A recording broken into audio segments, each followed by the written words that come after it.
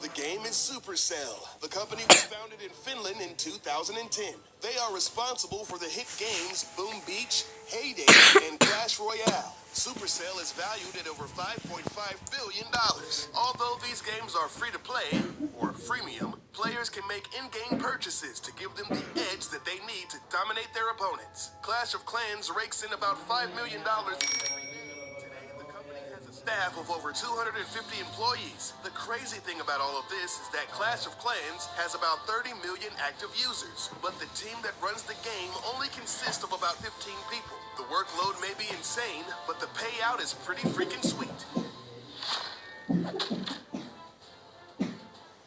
Surprisingly, the game earns most of its revenue from the top 10% of players. Elite players know that the only way to stay on top is to shell out some big bucks. Players are incentivized to pay for wall upgrades, gold, elixir, and expensive archer towers. Because if they leave their bases unattended in real time, other players can come along and attack them while they're away, losing trophies and resources. A Clash of Clans player named Panda spent over $7,000 in a single month, and at one time, top Clash of Clans player Jorge Yao spent $250 a week on gems.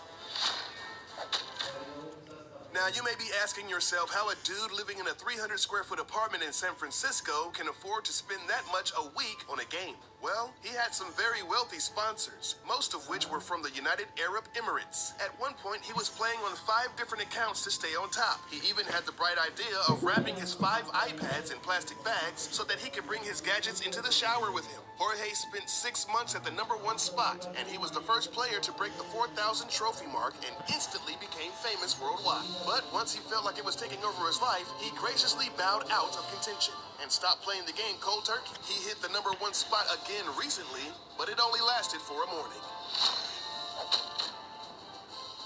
With all this cash flying around, you may be wondering, what do they do with all that money? Well, some of it goes towards marketing purposes. They can afford some big-name celebrities to endorse their game. For Super Bowl 49, they spent $9 million on a 60-second spot starring Liam Neeson. I can't wait to destroy your village while you beg for mercy, but you will get no mercy. I will have my revenge. Liam? Have a scone for Liam? This ad was the most watched commercial on YouTube in 2015. At the time of this video, it has around 117 million views. Supercell even got Christoph Waltz, the Bond villain himself, to play in a series of commercials. One even featured the late-night sensation James Corden. But not only do celebrities appear in their commercials, they also play the game. Jeremy Lin, Daniel Craig, and Mr. T, just to name a few. Oh, and don't forget about John Cena! But seriously, he does play. Speaking of Mr. T, Supercell is obviously fans of the Fool Pitier himself. So much so that the Pig Rider is modeled after him. The distinctive mohawk and beard is a dead giveaway. The only difference is the voice.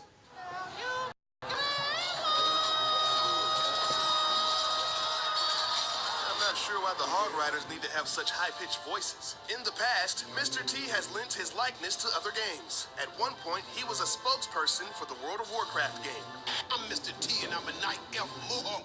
What's your game?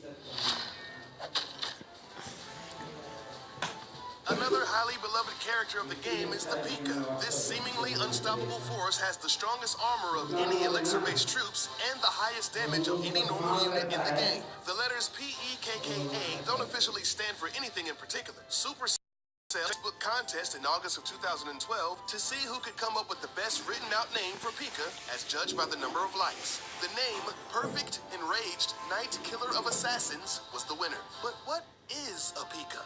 A knight? A samurai? A robot? No one knows. But the mysterious and dangerous Pika is a girl. On one of the loading screens, there's a tip that reads, the armor on Pika is so heavy that spring traps do not work on her. Now, some may say that calling a Pika a her is the same as christening a ship as a she. But honestly, at the end of the day, it doesn't matter what gender Pika is. It's still badass. One of the best features people respect about this game is the personal break timer. Basically, if you're playing the game non-stop for an ungodly amount of time, let's say 6 hours, the game automatically kicks you out and makes you take a break. Sort of. Folks have speculated that Supercell did this to deter people from using game-cheating bots, allowing them to stay online and protect their defenses 24/7. But most people think that it's just so people don't die while playing video games. Over the last decade, there have been dozens of well-documented cases of people succumbing to exhaustion, dehydration, and even cardiac arrest while playing non-stop for days on end. Dude, your castle's getting ready. Oh my god! Thanks for watching. If you enjoyed this video, if you did, then please leave a thumbs up. Next time you see your buddies, you can blow their minds with some of these amazing facts.